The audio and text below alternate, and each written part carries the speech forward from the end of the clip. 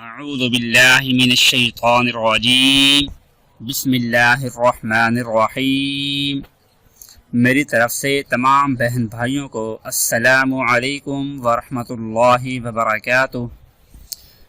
ہم امید کرتے ہیں کہ آپ لوگ خیر و عافیت سے ہوں گے، اور اللہ تبارک و تعالی سے دعا بھی یہی کرتے ہیں کہ وہ ہم سب کو خیر و عافیت والی زندگی گزارنے کی توفیق عطا فرمائے۔ ناظرین، گھر کا کوئی سربراہ ہے یا کہیں آپ جاب کرتے ہیں تو وہاں کا ڈائریکٹر یا وہاں کا پرنسپل یا وہاں کا آنر، الغرض جس کے ماتحت آپ لوگ زندگی گزار رہے ہیں، وہ بہت ہی کنجوس ہے۔ گھر کا سربراہ ہے، جیسے آپ کا شوہر ہو گیا، یا جیسے باپ ہوتا ہے تو بچوں پر کہ وہ خرچ نہیں کرتا، وہ ان کی ضروریات کو پورا نہیں کرتا۔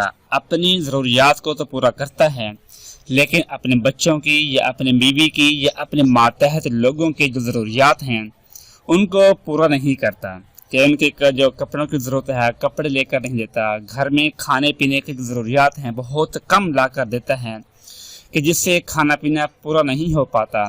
تو ایسے حالات میں گھر کا کوئی ایک فرد یا ادارے کا کوئی ایک فرد یہ عمل کر لے، یہ عمل کرنے کے بعد انشاءاللہ جو سربراہ ہے، جو آپ کا بڑا ہے، جس کے ماتحت آپ لوگ ہیں، شوہر ہے یا باپ ہے، کہ وہ خرچ کرنے لگ جائے گا، آپ کے جو ضروریات ہیں ان کو پورا کرنے لگ جائے گا۔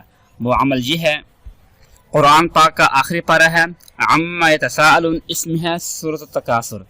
سورۃ التکاثر موجود ہے، یہ تقریباً 8 آیات پر مشتمل ہے۔ اس کو پڑھنا ہے آپ نے۔ اس کے پڑھنے کا طریقہ یہ ہے کہ صبح کی نماز کے بعد، یعنی فجر کی نماز پڑھنے کے بعد اول آخر 3 مرتبہ درود پاک پڑھنا ہے، اور درمیان میں 21 مرتبہ یعنی 21 ٹائم 21 مرتبہ اس سورۃ تکاثر کو پڑھ کر ایک گلاس پانی پر دم کر دینا ہے۔